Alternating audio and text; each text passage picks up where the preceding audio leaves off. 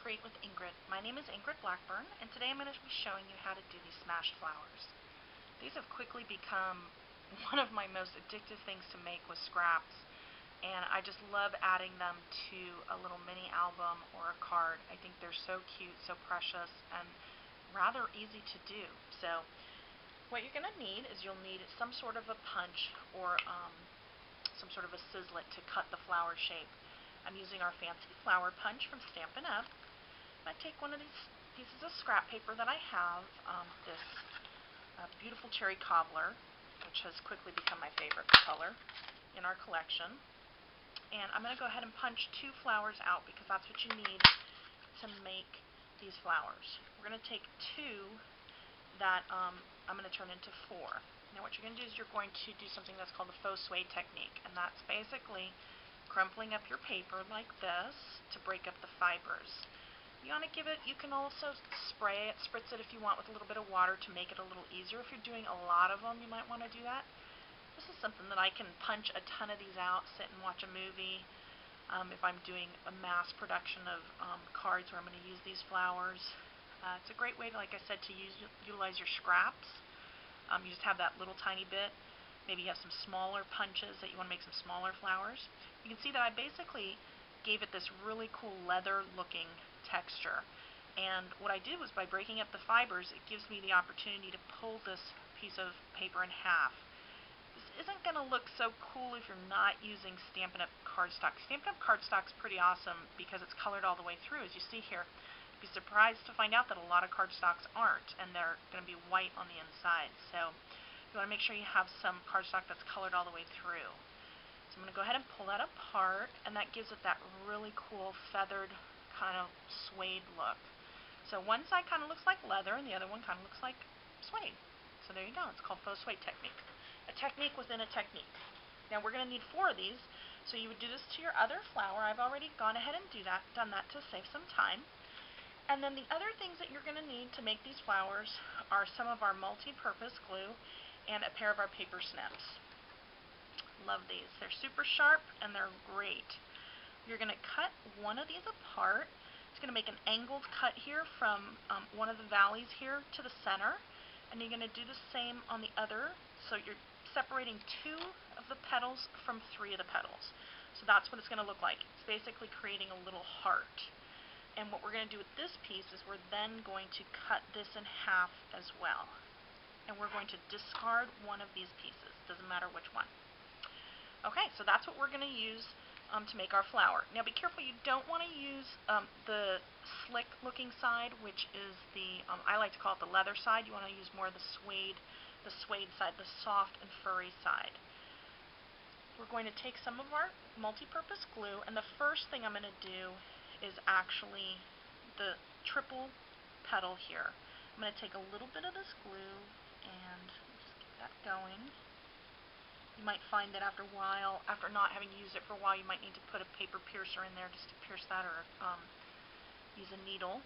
You don't want to put too much, as you can see, and we're going to bring one side over the other, and I like to hold it on the front so that that glue kind of squirts to the back, and that's going to hold that together. And you can see I'm not doing a very good job here, but there you go. So I'm going to put that upside down and let that dry, like so. And I just kind of put it to the side.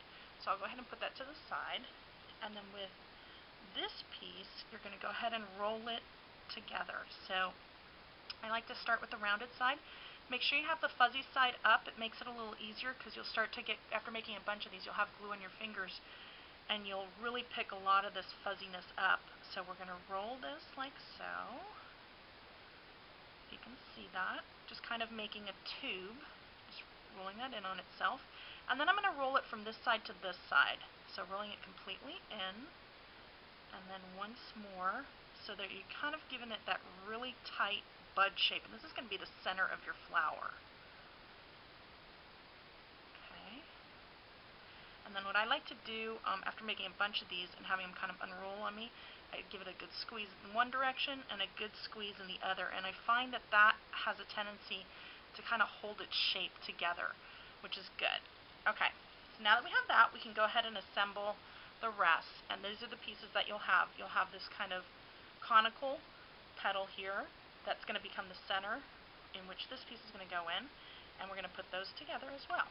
So let's go ahead and do that. I'm just going to pop a little tiny bit of glue there, and this one we're going to put directly on top. Remember, all the fuzzy sides are up, like that. And then we're going to put another little dollop. You can see I'm not doing too much because otherwise it's just going to spread out and actually attach to too much of the paper. But you don't want to do too little because you don't want it to come apart. Now once I have that going in there, I can see how I have that. Then I'm going to go ahead and attach my cone here. And usually I've done quite a few of these at a time and I've let that dry a little bit. But for demonstration purposes, we'll just go ahead and kind of secure that down and add another little bit of glue here, and then we will just pop our center in there. And don't worry about the glue being white because it dries clear, so you're not going to really see a whole lot. And then you're just going to put that to the side to dry. Here's one that I did just a little while ago, and you can see that it dries clear. A couple in other colors. And now what I'm going to do is I am going to smash it. So there's a couple ways you can do this. You can bring everything up like this and then work it, or you can do it a little bit at a time. There's really no right or wrong. Either way works. You just find something that you're comfortable with.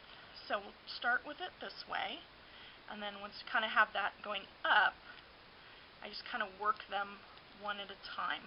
I've done it where I've done them all at once and smashed it down, and it gives it a different look, and you'll just kind of have to see which way you like better. It's actually a pretty quick process. I sat and I made 28 of these the other day, and I watched like a 1-hour show on TV at the same time and just worked with a little lap desk. It was really easy, and it kind of, made the time go by. I got to catch up on one of my favorite shows and make some flowers that I needed for a bunch of cards. So we're just going to have that, work those in, and then once you have that, you see I'm pulling these apart. Just pulling those apart there and just squeezing them in.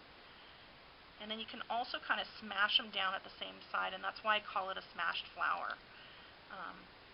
They don't really come too much apart once you have its shape. You can kind of tweak it a little bit here and there, but you'll see that it looks like a big mess right here, but once you just kind of pull it apart a little bit, like this, just kind of smash it down a little.